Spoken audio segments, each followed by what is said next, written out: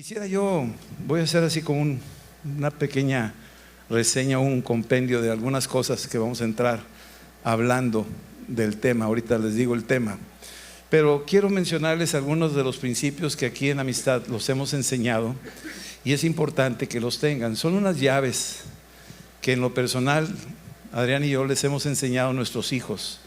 Lo aprendimos de nuestro hermano Wayne, un hombre que tiene 102 años, va para 103 y sigue vivo y sigue echándole ganas y dice que no tiene prisa, que no lo empujen. Así es que tranquilo y que no le recorten, no digan 120 años porque tan poquitos, o sea, él quiere todavía un poco más, ¿verdad? Pero de él aprendimos unos principios en nuestro caminar con Cristo, que esos principios cuando los pusimos en práctica descubrimos que son llaves tan bendecidas, tan buenas, tan útiles y queremos siempre compartirlas. Las hemos compartido con nuestros hijos han aprendido estos principios y para ellos ha sido también una bendición. Y no es nada más hablar de la prosperidad, porque no quiero que se entienda así, no es así. Pero sí quiero que ustedes tengan estas llaves y cada quien va a saber usarlas cuando sabe que las tiene que usar. Y si no las quieres usar, pues no las uses, ¿verdad? Ahí sí, cada quien. Pero lo importante es que nuestro compromiso como pastores es compartirles el mejor consejo que hay en la Biblia. Ahorita hablaba Juan Pablo sobre el diezmo. Quiero hablarles de 5 formas de dar. No es el mensaje, conste, es que no se llama 5 maneras de dar. Ahorita les voy a decir cómo se va a llamar. Pero ahorita quiero que esto se va a aunar al centro del mensaje. Y cuando Juan Pablo estaba hablando de esto que hizo Abraham, cuando se encontró de regreso de esa victoria de liberación que le dio a Lot, sin que nadie le dijera nada, Abraham le dio a Melquisedec los diezmos de todo. Esto viene en el capítulo 14 de Génesis, así rápidamente si quieren ir, se los doy. ¿Sí? Y dice que Abraham se encontró con un personaje llamado Melquisedec. Es un tipo de Cristo porque reúne muchas características. Es rey de Salem, quiere decir que es rey de una ciudad llamada Paz, Shalom. Es sacerdote, ¿sí?, del Dios Altísimo, dice ahí. Y hablando de Jesús, es el personaje. Y ahí le dio pan y vino. Fue la primera vez que estos 2 elementos se combinan, que es para nosotros la Santa Cena. Después, la Santa Cena la celebraremos este día 22, con el favor de Dios, como familia. Pero aquí fue cuando la primera vez este personaje celebra pan y vino y lo junta. Y es la primera vez que aparece un rey y sacerdote en una sola persona en el Antiguo Testamento, y en este caso es Cristo. En el Antiguo Testamento no hay reyes y sacerdotes que tienen los títulos, estos 2 títulos. Aquí sí, este es el personaje que los tiene. Cuando le dice ahí, lo bendice, aquí es una teofanía de Cristo, bendice a Abraham y le dice ahí que lo bendice y habla que Dios entregó tus enemigos en tu mano. Y Abraham le dio los diezmos de todo, subrayenlo, le dio los diezmos de todo. Si se tenían 1000 vacas, pues le dio 100, ¿verdad? Y si tenía 100 camellos, pues le dio 10. O sea, el diezmo es muy matemáticamente sencillo de entender. Entonces Abraham, antes de la ley, dio el diezmo. Si es que algunos argumentan, no, eso es del Antiguo Testamento, es de la ley. No, no es de la ley, esto fue antes. Esto fue instituido por nuestro padre Abraham. ¿Es tu padre Abraham? Si es tu padre Abraham, es mi padre. ¿Por qué? Porque él es el padre de la fe. Él creyó sin ver. Y nosotros somos un pueblo que creemos sin haber visto a Cristo. Nació en un tiempo donde no había videos, ni internet, ni Netflix, ni nada de eso. O sea, Jesús vino en un tiempo donde quería que las generaciones venideras creyeran en Él sin verlo, como lo hizo Abraham. Creyó en Él. Nosotros también. Entonces Abraham da los diezmos. Ahora quiero ver nada más qué de beneficios hay en esto, porque Abraham vivió una vida de muchos tipos, tuvo varias experiencias en su caminar. Pero cuando uno entra más adelante, dice ahí la Escritura que el que da los diezmos trae esta bendición. Melquisedec bendijo a Abraham. Y siglos después aparece Malaquías. Malaquías es un descendiente de Abraham. Y aquí en el capítulo 3 de Malaquías, que es el último libro del Antiguo Testamento, Dice ahí en el versículo 6, porque yo Dios no cambio. Dios no cambia, Dios sigue igual. Muchos quieren zafarse de la responsabilidad. Estás en todo tu derecho de hacerlo, no se impone, no estás obligado, pero nada más quiero que entiendas, si somos hijos de Abraham, seguimos las huellas de Abraham.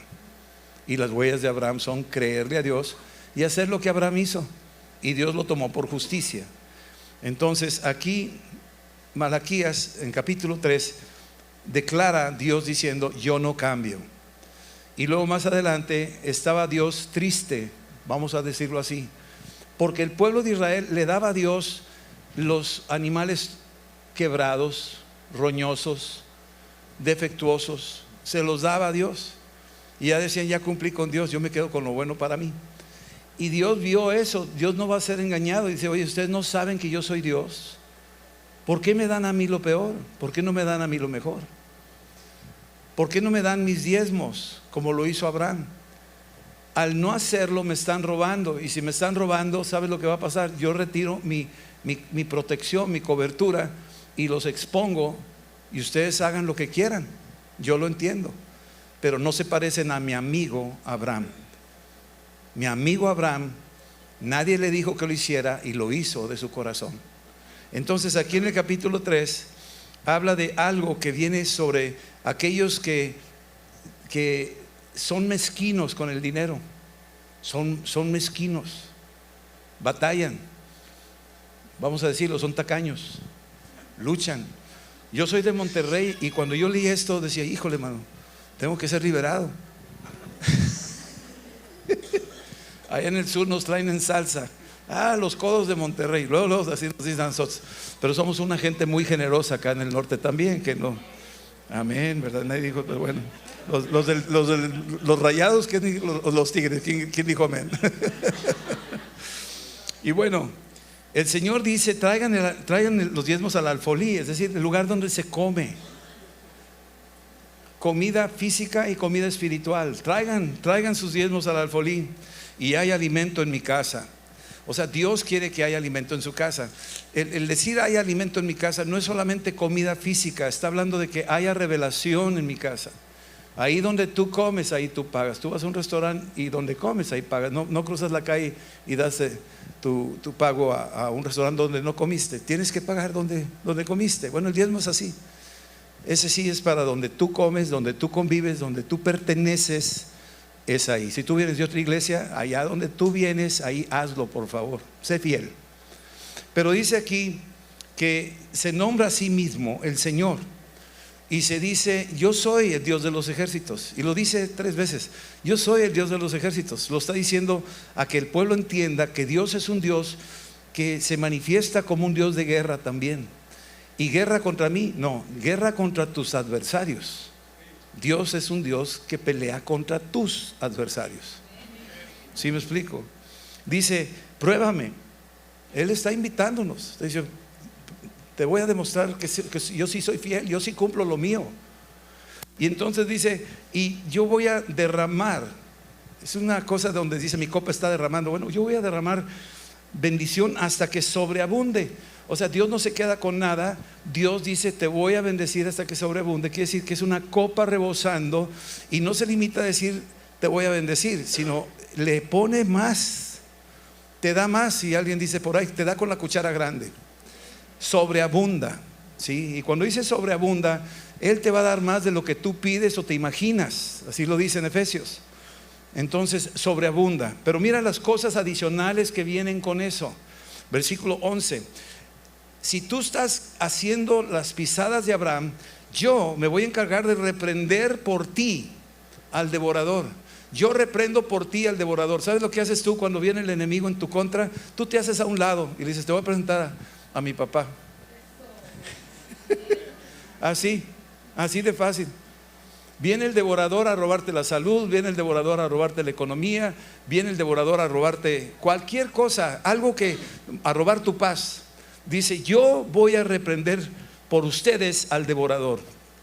No va a destruir el fruto de la tierra, es decir, el fruto de tu trabajo. Muchos trabajan horas y horas y horas y no les alcanza. Y si les dan, se les va por una bolsa rota. Y no saben cómo es que se les fue. Pues por ahí un devorador, ¿verdad? Y puede ser que tú seas el principal jefe de esos devoradores. O sea, como decía el hermano Wayne, o sea, es como Alibaba y los 40 ladrones. O sea, ¿quién es el jefe de la pandilla? Entonces, si yo no lo estoy haciendo, yo mismo me estoy haciendo un daño. Y yo voy a reprender por ti al devorador para que no destruya el fruto de tu trabajo, que no destruya la vid en el campo, no será estéril. La vid es donde se saca la uva y la uva produce el vino. Es decir, yo te voy a ayudar a que aprendas a vivir en contentamiento y vas a ver mi buena mano en las buenas y en las malas. Elías vio los cuervos que le traían de comer en las malas y en las buenas también. Así es que el Señor está diciendo: yo no voy a permitir que te roben el gozo. Yo voy a pelear tu batalla y vas a estar contento en abundancia y en escasez. No te preocupes por nada, yo estoy en control. Dale un aplauso al Señor por eso.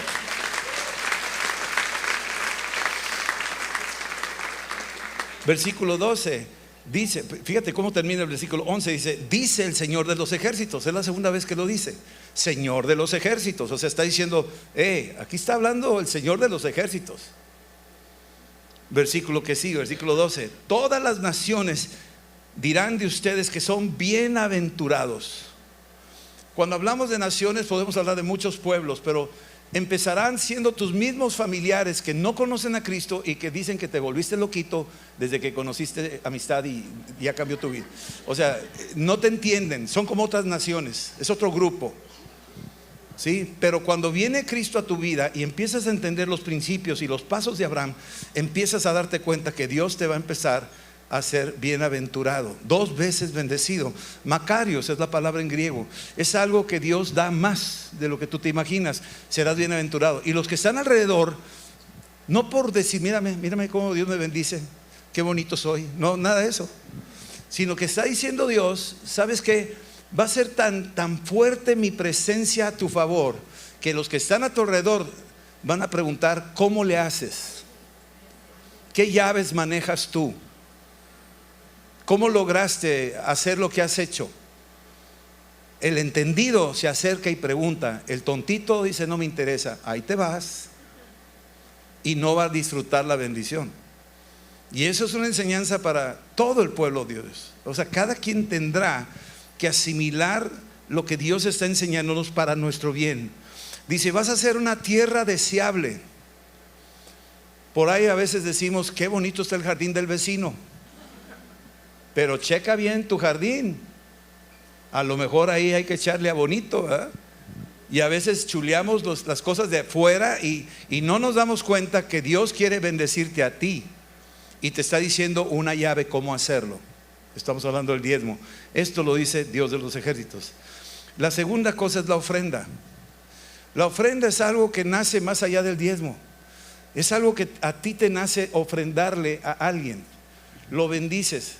Aparentemente no necesita nada, pero tú lo ofrendas. Quieres apoyar, quieres bendecir. Tú lo ofrendas, le das a la persona porque te nació darlo. Lo quieres bendecir adicional, no tienes necesidad de nada.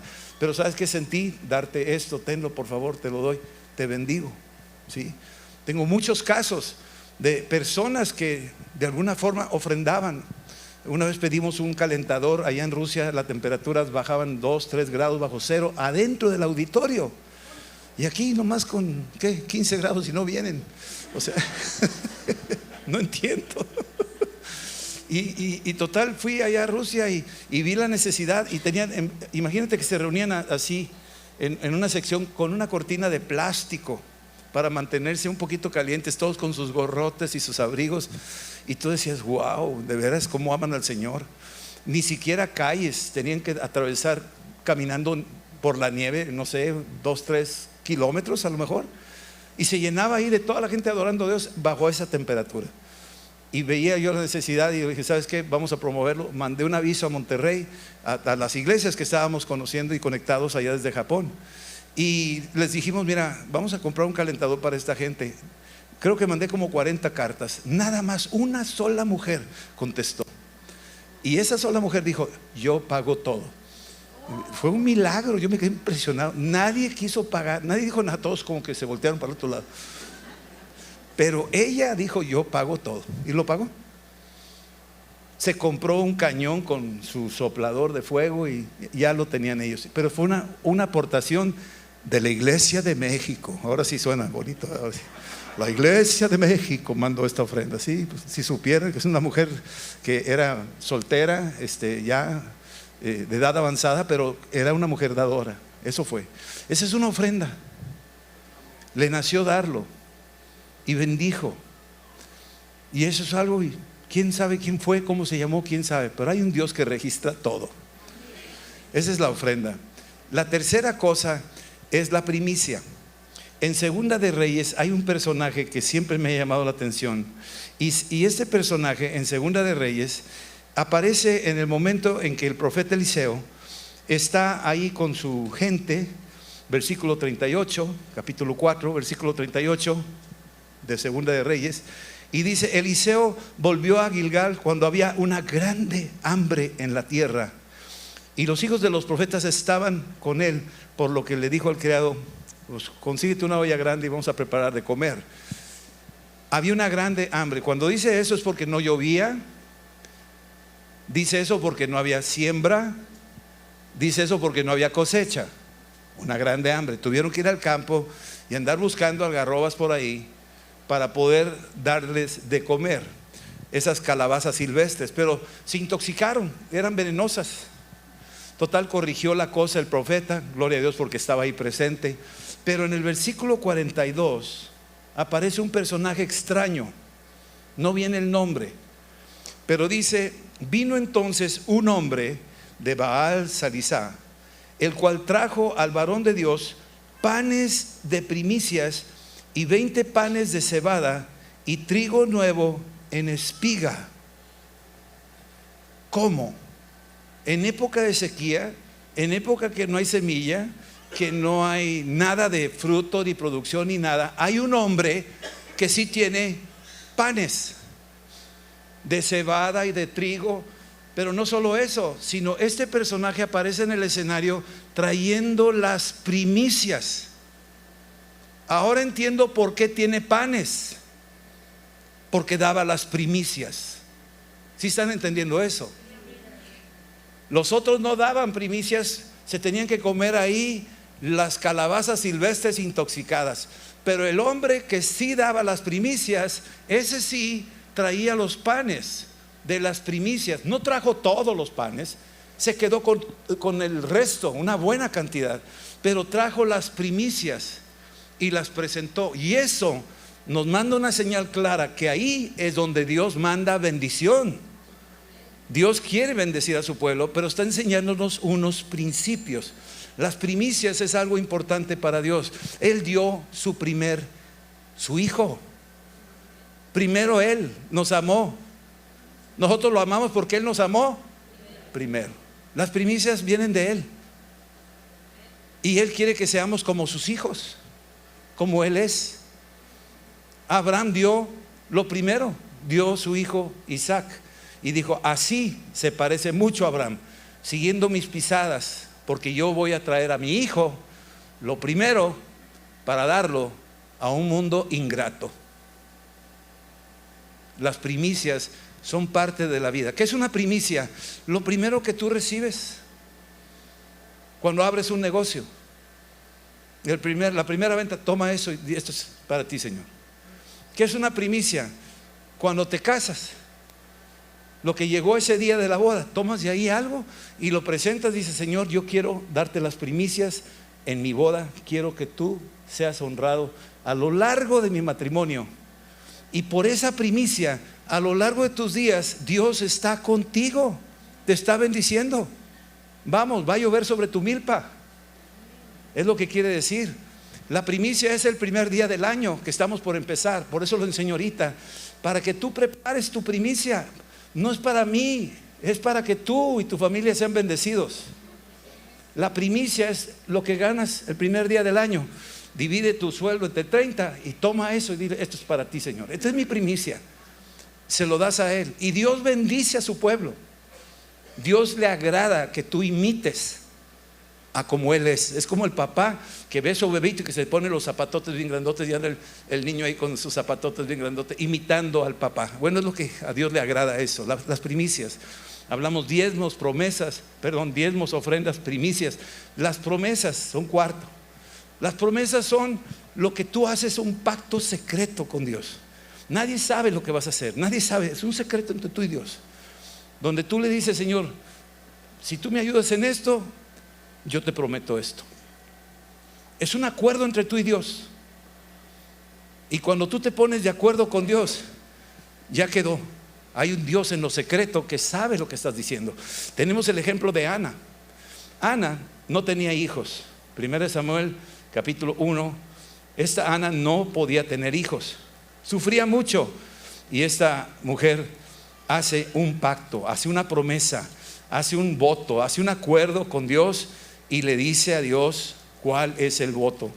Y le promete a Dios, versículo 11 del capítulo 1 de 1 Samuel, e hizo voto diciendo, Señor de los ejércitos, otra vez ahí está el nombre, Señor de los ejércitos, si tú te dignares imitar a la aflicción de tu sierva y te acuerdas de mí y no te olvides de tu sierva, sino que le das a tu sierva un hijo varón, yo te lo voy a dedicar a ti, Dios, todos los días de su vida, y no pasará navaja sobre su cabeza.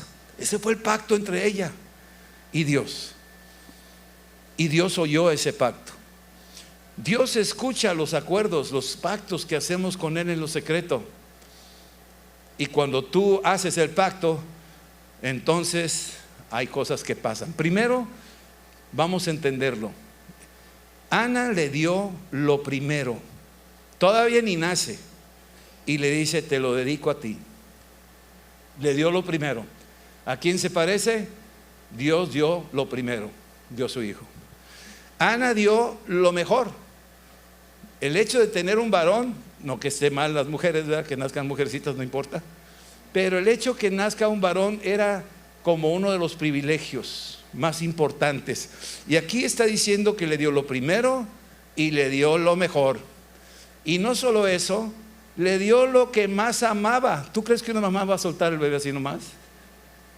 Lo amaba con todo su corazón. ¿A quién se parece? A Jesús. ¿Sí estamos entendiendo? ¿Y qué hizo Dios a cambio? Para empezar, oyó el pacto y aceptó la promesa, la aceptó. De acuerdo. Segunda cosa, suplió la promesa. Tú me prometiste un hijo, yo te lo voy a dar. Tú no puedes solita ni con el canal. Eso es lo que quieras. Yo soy el que forma los bebés. Y Dios suplió la promesa. ¿Qué más hizo? Dios bendijo la promesa. Cuando nació Samuel se convirtió en el profeta de Israel. Lo que él decía no caía a tierra. Así es que Dios bendice tu promesa. La va a bendecir.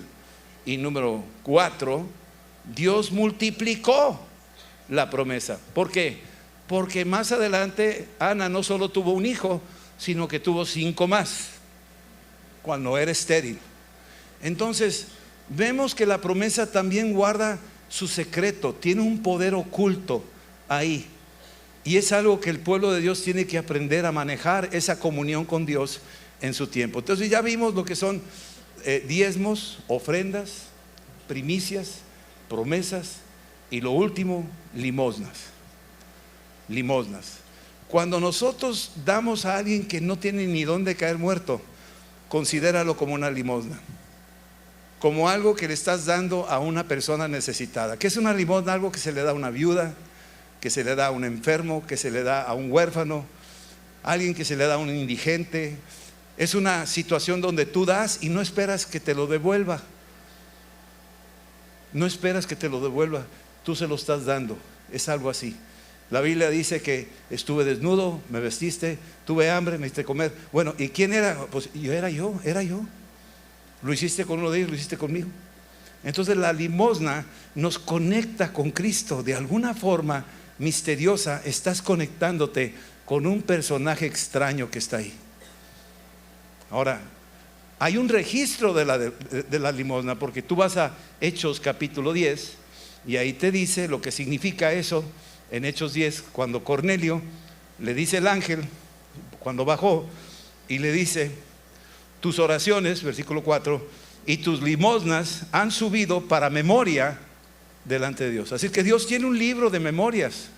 No te salvas por diezmar, no te salvas por ofrendar, no te salvas por dar tus primicias, y no te salvas por hacer pactos con Dios, no te salvas por ayudar a las viejitas a cruzar la esquina. No te salva eso, te salva Cristo.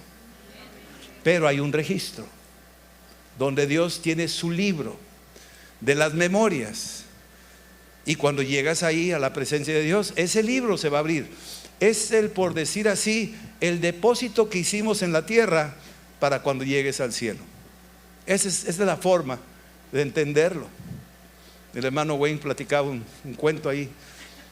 Decía de un hombre que tenía una casota y un rancho grandote, y tenía por ahí un trabajador, una chocita. Total, los dos murieron. El que vivía en la chocita cumplía con el Señor, se congregaba, le daba las ofrendas, los diezmos, todo. Y el rico, no, hombre, pobrecito, pues déjalo, él lo necesita, ¿verdad? Él necesita a Dios.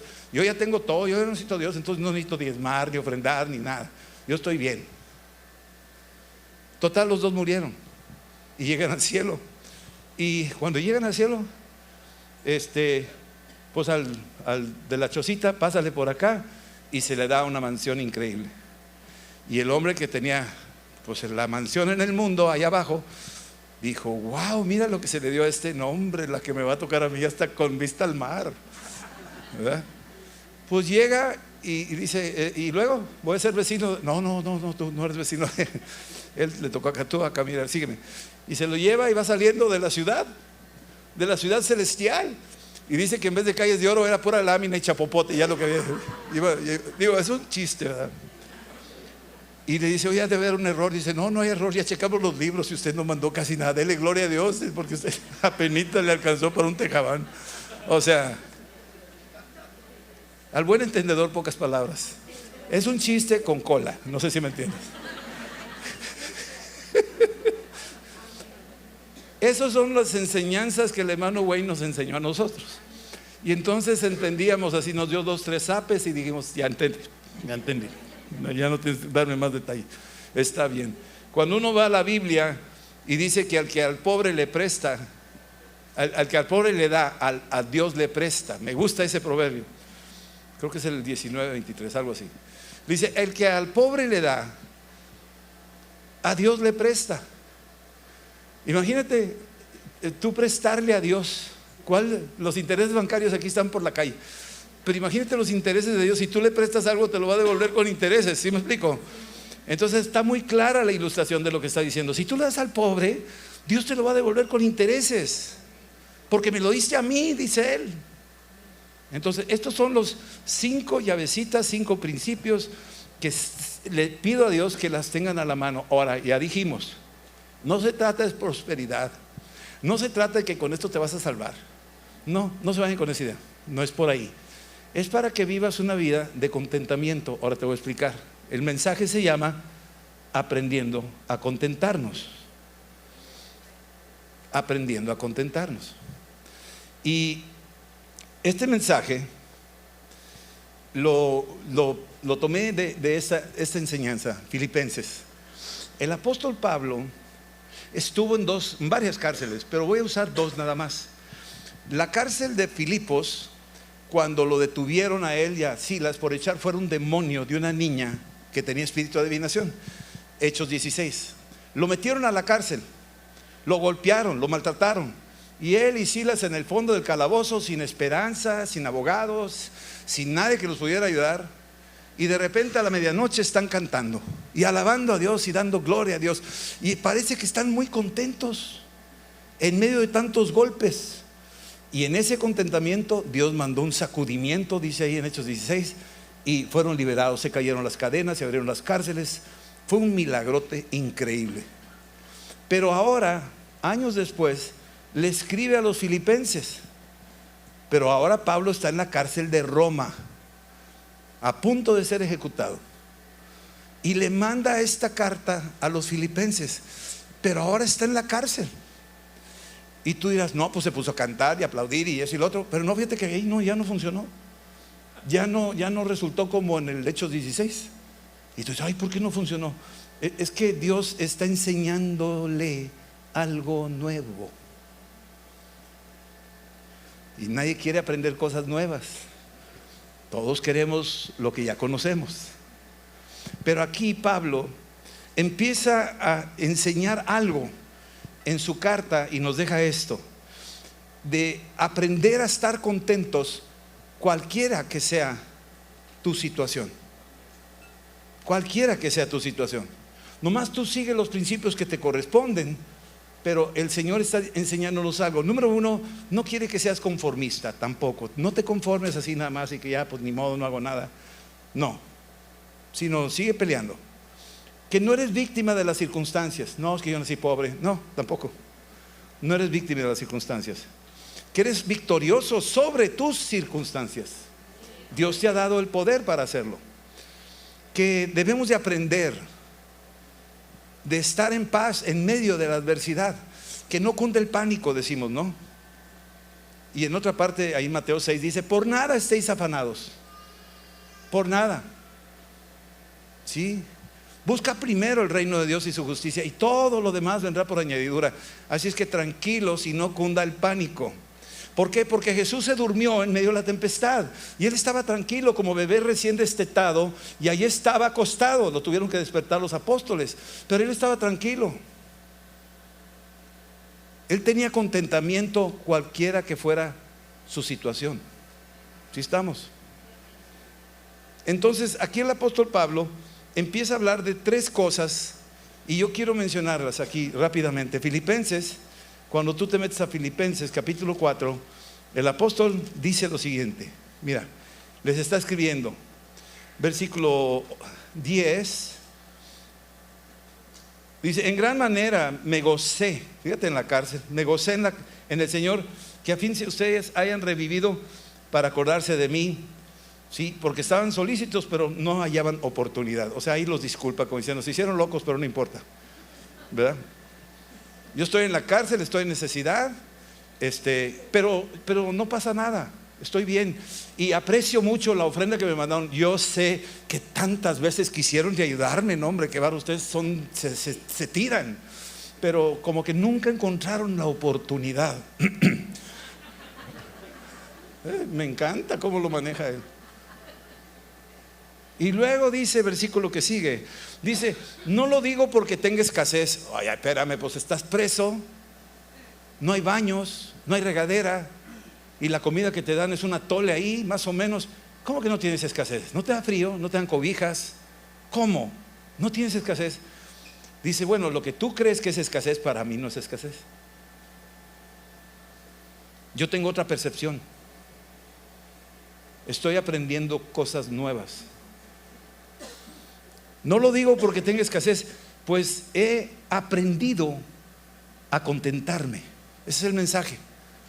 He aprendido a contentarme, cualquiera que sea mi situación. No estoy diciendo soy conformista, no estoy diciendo soy fatalista. Estoy diciendo, estoy descubriendo las formas de Dios. Y número uno, ahí te va. Esto se le conoce como la providencia de Dios.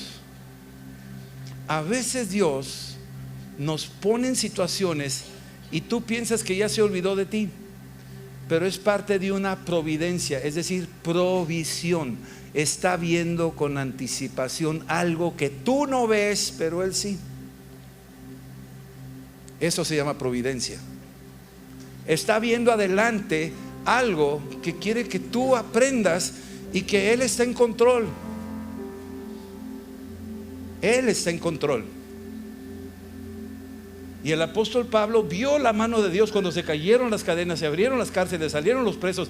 Él vio todo eso, pero ahora no lo está viendo. Y aunque no lo está viendo, él sabe que no pasa nada, porque Dios está en control.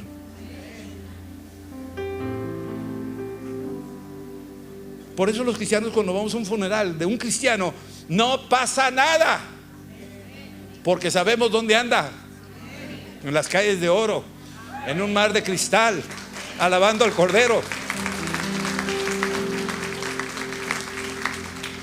Amén. Y luego dice aquí: sé vivir humildemente y sé tener abundancia. Es como el matrimonio. Yo te prometo serte fiel en la abundancia y en la escasez, en la salud y en la enfermedad, cualquiera que sea la situación. Este es un pacto de Dios con nosotros, y Él siempre nos va a dar lo primero, lo mejor, lo más bendecido. Así es Dios con nosotros. Entonces aquí el apóstol dice esta palabra: estoy enseñado por todo. Esa palabra estoy enseñado, cuando uno lee un poquito, yo no soy experto en griego, pero leyendo un poco esa palabra, por todo he sido enseñado. La palabra en griego quiere decir: en todo he sido iniciado. Y esa palabra la usaban para la iniciación de los nuevos novicios, para que fueran sacerdotes paganos. Usaban esa iniciación, se los llevaban a las cavernas, se los llevaban a los lugares allá escondido, en lo oculto, y hacían todo un ritual para la iniciación. Se le llaman los iniciados. Bueno, yo he sido iniciado en lo secreto con Cristo.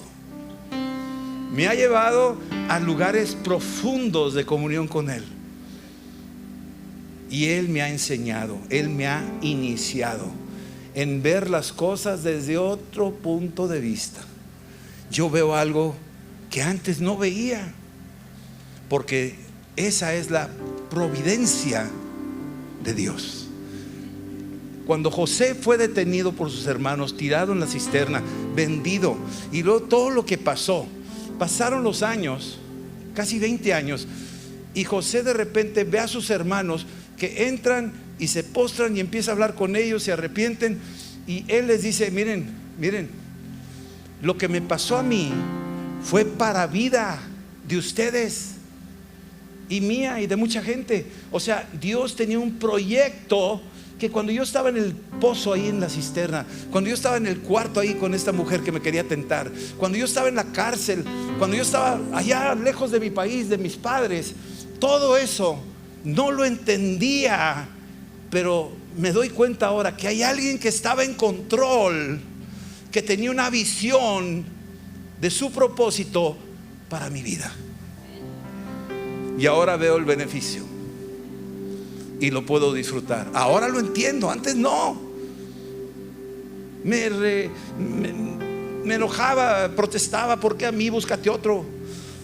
Pero el Señor trabajando, la previsión anticipada de Dios. Eso es algo tremendo que tenemos que aprender, la providencia. La tecnología moderna hoy en día te puede decir que va a llover, va a ser frío y esto y lo otro, y como que estamos olvidándonos de que hay alguien que está en control. Le crees más al Weather Channel, a CNN o a Fox o a lo que sea, yo no sé quién crees, y estás ahí atenido a la tecnología, creyéndole a eso, porque esa es tu seguridad ahora. Ya no es Dios. Esa providencia de Dios ya no está en tu agenda. Está en tu agenda el iPad, el iPhone. ¿Sí me explico? Ahí sí está la cosa, ¿no? Y ahí estás bien confiadito. Pero cuando esas cosas fallen, cuando un aerolito le pega a los satélites celestiales, o las guerras le peguen a los satélites y se acabó tu internet, ¿dónde está la providencia de Dios entonces? Ahora sí, a buscarla. La vas a tener que buscar. Entonces hay que familiarizarnos con la providencia de Dios. Cuando tú dices: vénganos tu reino, hágase ¿qué? Tu voluntad, aquí en la tierra como en él. ¿Qué es eso? Providencia. Es la providencia de Dios. Es Él que está viendo adelante. La segunda cosa, Dios también nos es poderoso y mora en nosotros. Así es que para aprender contentamiento, acuérdate que Dios te dio su Espíritu Santo y tienes el Espíritu de Dios operando en ti. el poder de Dios para poder entender el contentamiento. Vas a tener el poder de Dios, vas a disfrutar, porque el poder del Espíritu Santo en nosotros nos está ayudando en medio de la adversidad. Tienes el poder de Dios. Tú tienes derecho de orar, de creer, de clamar a Dios. Clama a mí, yo te responderé. Tú tienes derecho a ejercer ese poder de Dios.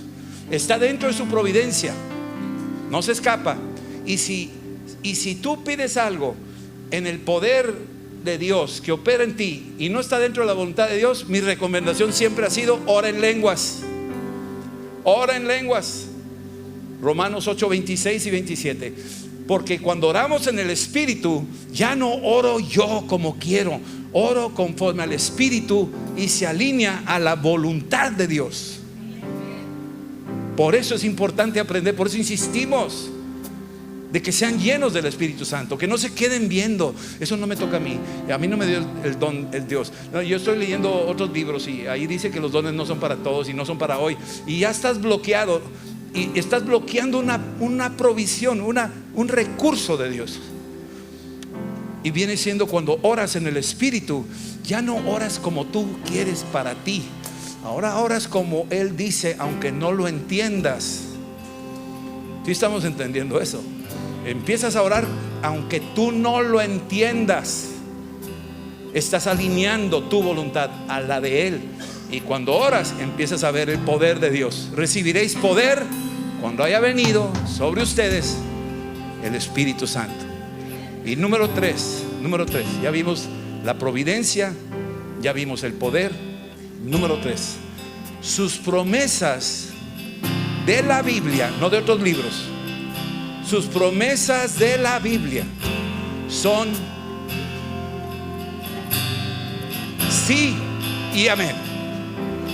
Así es que tienes derecho a acudir a lo que está escrito, a citar lo que dice ahí y a ponerlo delante del altar y declarar la palabra a Dios.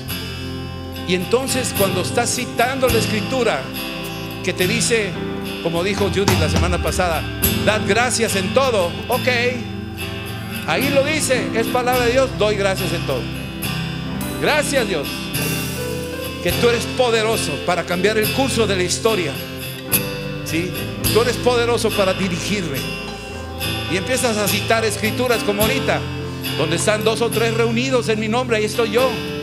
Y todo lo que pidas en mi nombre, yo lo haré. Todo lo que haces en la tierra será atado en el cielo, y todo lo que desates en la tierra será desatado en el cielo. He aquí, yo estoy con ustedes hasta el fin de los tiempos. Tú tienes derecho a tomar recurso de la Escritura y tomar las promesas inalterables de Dios, porque Él no cambia. Él no cambia. Y esas promesas son para nosotros. Y si es así, entonces estamos aprendiendo el contentamiento. Vamos a aprender a estar contentos. Y la gente va a decir, ¿no te empanicas? No, tranquilo. Tranquilo. Que no cunda el pánico. ¿Quién sabe que venga? Pero estamos tranquilos porque estamos en las manos de nuestro Dios. Y Él es el que va a guiarnos. Y Él es el que nos está ayudando. Tú nomás no te sueltes de Dios. Y mantente en la línea del poder del Espíritu Santo. Y mantente en la comunión de la palabra. Mantente en la comunión de la palabra. Y declárala. Y muévete en esa dirección. Y tú vas a ver lo que Dios va a hacer. Te va a hacer un iniciado. Te va a empezar a meter en las profundidades de su revelación.